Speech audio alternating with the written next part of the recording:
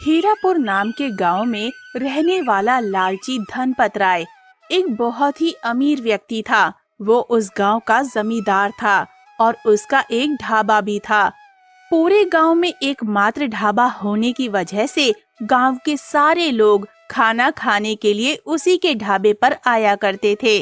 धनपत राय की एक बेटी भी थी जो कभी कभार उसका हाथ बटाने के लिए उसके ढाबे पर आ जाया करती थी। और धनपत राय, क्या हाल चाल है? बस मुखिया जी, वही हड्डी वही खाल।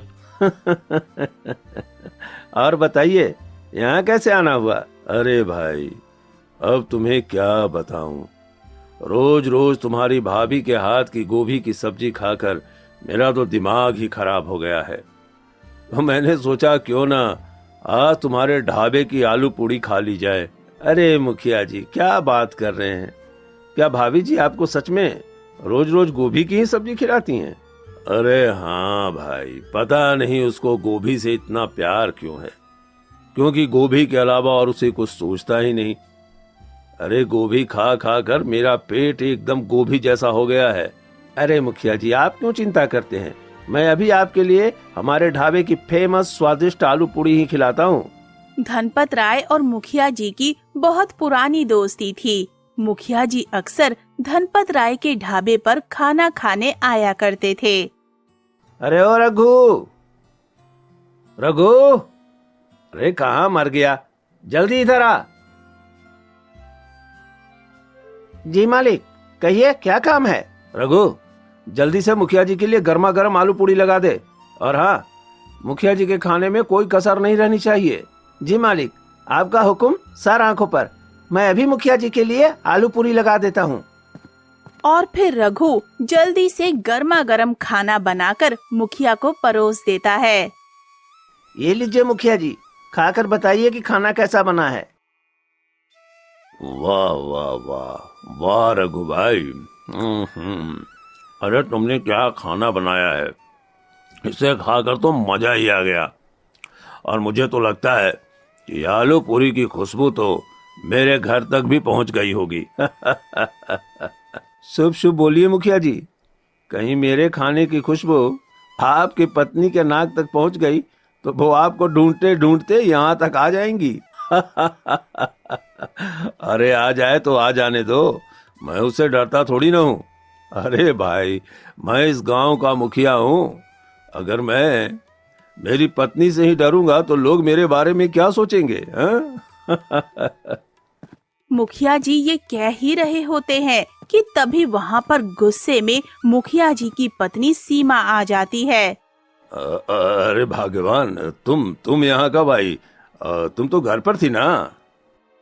मैंने आपको कहाँ कहाँ नहीं ढूंढा और आप यहाँ बैठकर खाना खा रहे हैं।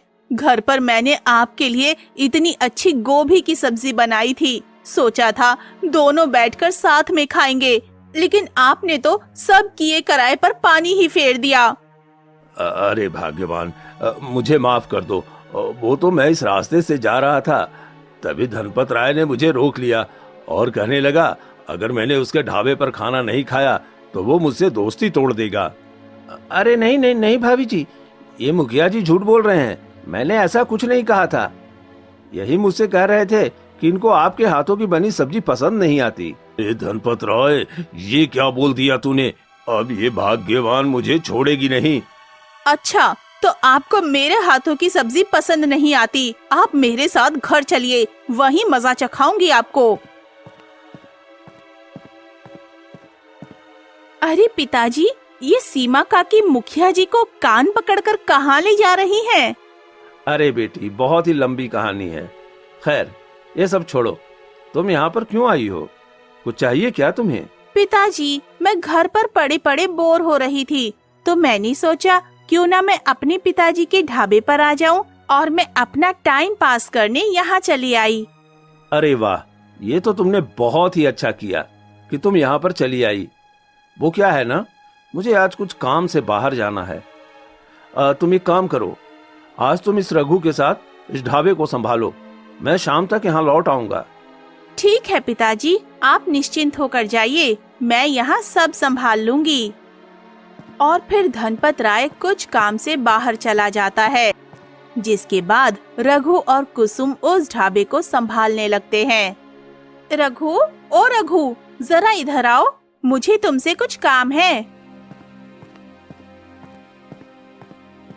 जी मेम साहब, कहिए क्या काम है। रघु, आज ना गर्मी बहुत ही तेज है और इसी गर्मी के कारण मेरा सिर बहुत ही तेज चकरा रहा है। तुम एक काम करो, जल्दी से 2 गिलास लस्सी बना दो। जी मेम साहब, जैसी आपकी मर्जी। मैं अभी आपके लिए 2 गिलास ठंडी ठंडी लस्सी बना देता हूँ। कुसुम के ये कहने पर रघु जल्दी से रसोई में जाकर 2 गिलास लस्सी बना देता है और वो लस्सी कुसुम को देने लगता है। ये लीजिए मेम साहब, आपकी ठंडी ठंडी लस्सी, पीकर बताइए लस्सी कैसी बनी है। ये लो रघु, तुम भी बहुत थक गए होंगे ना, 1 गिलास लस्सी तुम भी पी लो। अरे नहीं नहीं मेम साहब, मेरी इतनी औकात नहीं कि मैं आपके साथ बैठकर लस्सी पीऊं। आप अकेले ही पीजिए, मैं मटके का पानी पीकर गर्मी से राहत पा लूंगा। देखो, अगर तुमने मेरे साथ बैठकर लस्सी नहीं पी ना, तो मैं तुमसे कभी बात नहीं करूंगी और तुमको पिताजी से कहकर इस ढाबे से भी निकलवा दूंगी, समझे? अरे नहीं नहीं मेम साहब, ऐसा मत कहिए, वरना मैं कहाँ जाऊंगा। अगर आप इतना कह रही हैं तो मैं ये लस्सी पी लेता हूँ। ऐसे ही कुछ दिन बीत जाते हैं। कुसुम हर रोज की तरह अपने पिताजी के ढाबे पर आती और रघु के साथ ढेर सारी बातें किया करती। और फिर एक दिन, अरे रघु, जरा इधर तो आ, मुझे तुझसे कुछ काम है। जी मालिक, कहिए क्या काम है। रघु सुन, ढाबे पर खाना बनाने के लिए राशन खत्म हो गया है। मैं तुझे कुछ पैसे दे रहा हूँ, जा बाजार से राशन लेकर आ। जी मालिक, आप यहीं रुकिए, मैं अभी बाजार जाकर राशन लेकर आता हूँ। इतना कहकर रघु धनपत राय से पैसे लेकर राशन लेने के लिए बाजार जाने लगता है। अरे मेम साहब, आप यहाँ क्या कर रही हैं? और आप इतने बन-ठन के कहाँ जा रही हैं? अरे रघु, अच्छा हुआ कि तुम मुझे यहीं मिल गए। मैं तुमसे मिलने के लिए ही ढाबे पर आ रही थी। क्या आप मुझसे मिलना चाहती हैं? लेकिन क्यों मेम साहब? तुम मेरे साथ नदी के किनारे चलो, मैं तुमको वहीं पर सब कुछ बताती हूँ। ठीक है मेम साहब, जल्दी चलिए, मुझे राशन लेने भी जाना है। और फिर कुसुम रघु को कुछ काम से नदी के किनारे ले जाती है। अब कहिए मेम साहब कि आपने मुझे यहाँ क्यों बुलाया है? देखो रघु, तुम मुझे बहुत अच्छे लगने लगे हो और अब मैं तुमसे प्यार करने लगी हूँ और मैं अब तुमसे शादी करना चाहती हूँ। क्या? ये आप क्या कह रही हैं मेम साहब? आपका दिमाग तो ठीक है ना? मेरी इतनी औकात नहीं कि मैं आपसे शादी करूं। और ये सब मालिक को पता चल गया तो वो तो मुझे मार ही डालेंगे। देखो रघु, अब मैं तुमसे बहुत ही ज्यादा प्यार करने लगी हूँ और अब मैं तुम्हारे बिना नहीं रह सकती। अगर तुमने मुझसे शादी नहीं की तो मैं इस नदी में कूदकर अपनी जान दे दूंगी। अरे नहीं नहीं मेम साहब, ऐसा मत कीजिए, और आपको तो मुझसे भी अच्छा लड़का मिल जाएगा। कृपया मेरी बात मानिए, मैं आपसे शादी नहीं कर सकता। तो फिर ठीक है, अगर तुम मुझसे शादी नहीं करना चाहते तो मैं इस नदी में कूदकर अपनी जान दे देती हूँ। अब हटो मेरे रास्ते से। अरे नहीं मेम साहब, ऐसा मत कीजिए। ठीक है, मैं आपसे शादी करने के लिए तैयार हूँ। ये हुई ना बात। रघु, तुम कल 12 बजे मंदिर में आ जाना, मैं तुम्हारा इंतजार करूंगी। हे भगवान, मैं कहाँ फंस गया।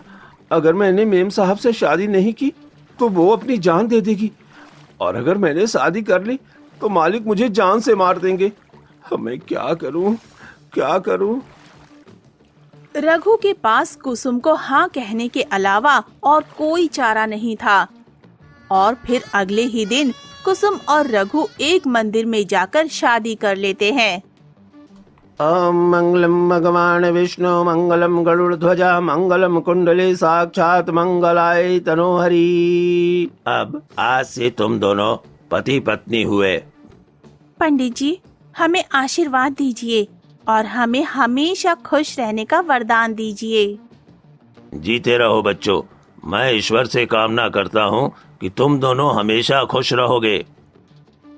और फिर कुसुम और रघु पंडित जी का आशीर्वाद लेकर धनपत राय के ढाबे पर पहुंच जाते हैं।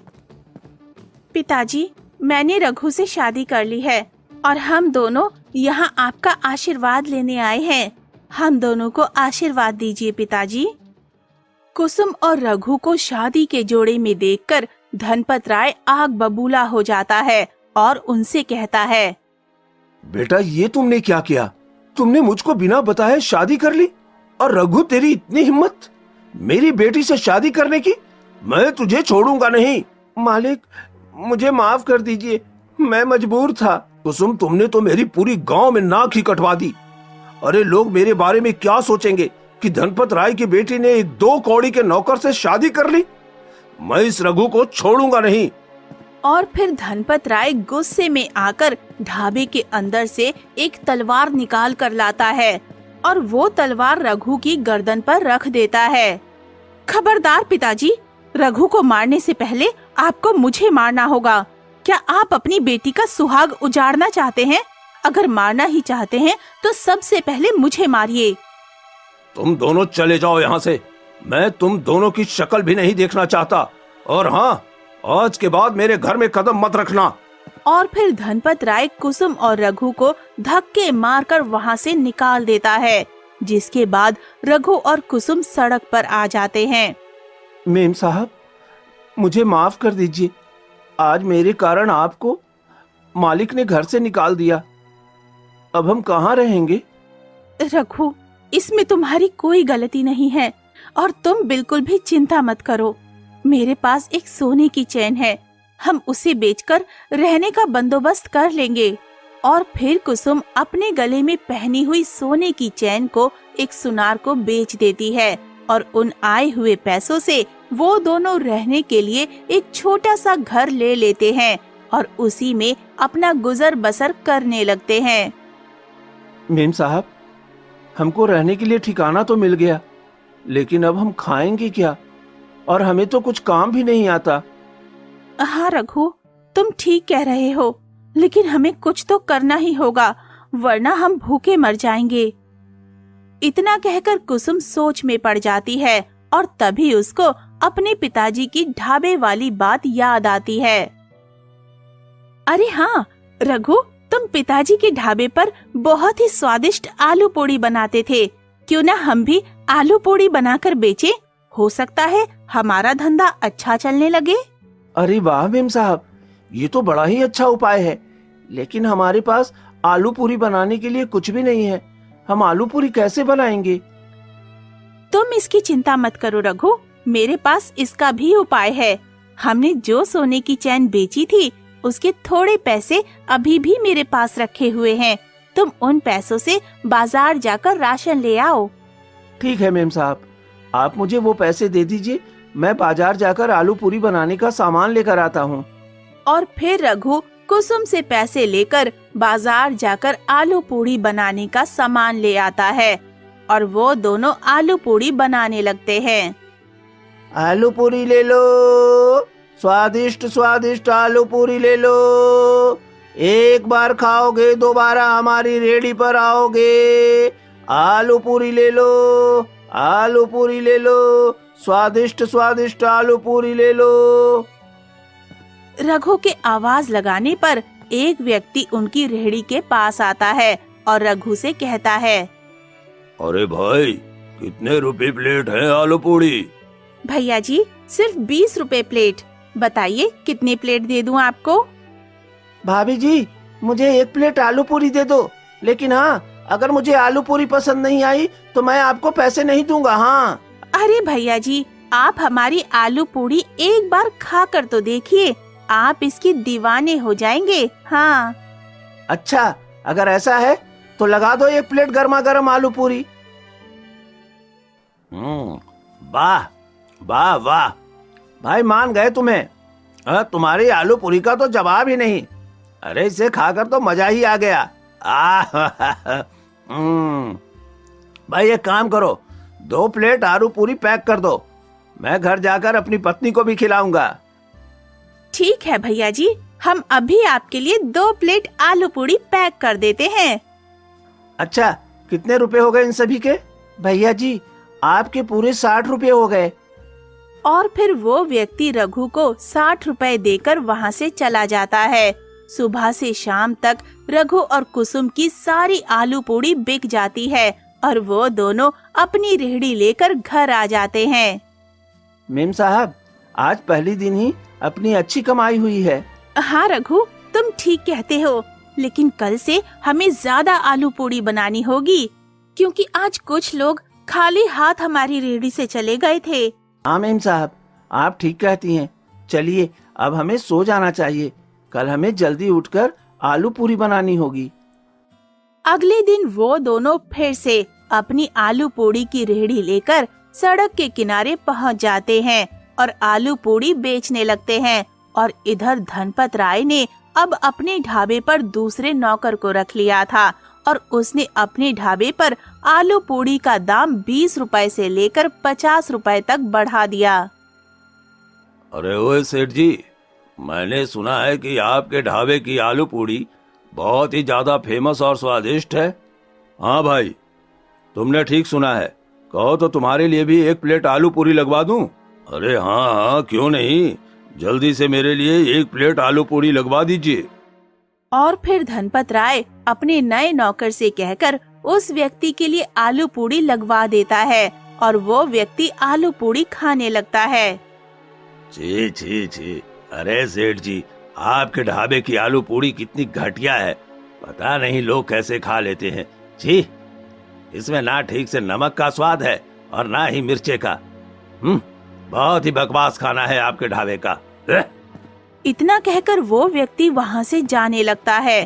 तभी धनपत राय उसे रोकते हुए कहता है, अरे भाई कहाँ जा रहे हो? मेरे आलू पूरी के पैसे तो देते जाओ। अरे तुमने तो 1 प्लेट आलू पूरी बर्बाद की है, मेरे 50 रुपए तो देकर जाओ। क्या 1 आलू पूरी प्लेट के 50 रुपए? अरे मैं तो 1 फूटी कौड़ी भी नहीं दूंगा। इतना कहकर वो व्यक्ति गुस्से में वहाँ से चला जाता है। और इधर रघु और कुसुम का आलू पूड़ी का धंधा दिन दुगनी रात चौगुनी तरक्की करने लगता है। मेम साहब, आज हमें कल से दोगुनी कमाई हुई है और आज हमारा मुनाफा बहुत ही बढ़िया हुआ है। हाँ रघु, अब हम रोज ऐसे ही ईमानदारी से अपनी आलू पूड़ी का धंधा करेंगे और अपनी आलू पूड़ी के व्यापार को और बड़ा करेंगे। धीरे धीरे रघु और कुसुम की आलू पूड़ी पूरे गांव में फेमस हो जाती है। अब उन्होंने रहने के लिए एक बड़ा सा आलीशान घर बना लिया और कुछ दिनों के बाद अपना खुद का ढाबा खोल लिया। रघु का ढाबा अच्छा चलने की वजह से धनपत राय का ढाबा बंद हो गया और वो सड़क पर आ गया। अरे मेम साहब, इस सड़क के बीचों बीच कौन सो रहा है? अरे रघु, गाड़ी रोको, वरना गाड़ी उस व्यक्ति के ऊपर चढ़ जाएगी। जैसे ही रघु और कुसुम अपनी कार से नीचे उतरते हैं, तभी उनकी नजर धनपत राय पर जाती है, जो सड़क के बीच फटे पुराने कपड़ों में पड़ा हुआ था। अरे पिताजी, आप यहाँ, और आपकी ये हालत कैसे हुई? बेटा, मुझे माफ कर दो बेटा, ये सब मेरे ही कर्मों का फल है। मुझे तुमको मुझसे दूर नहीं करना चाहिए था।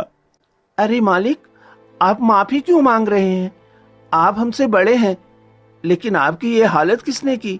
रघु, तुमसे अच्छी आलू पूरी कोई नहीं बना सकता।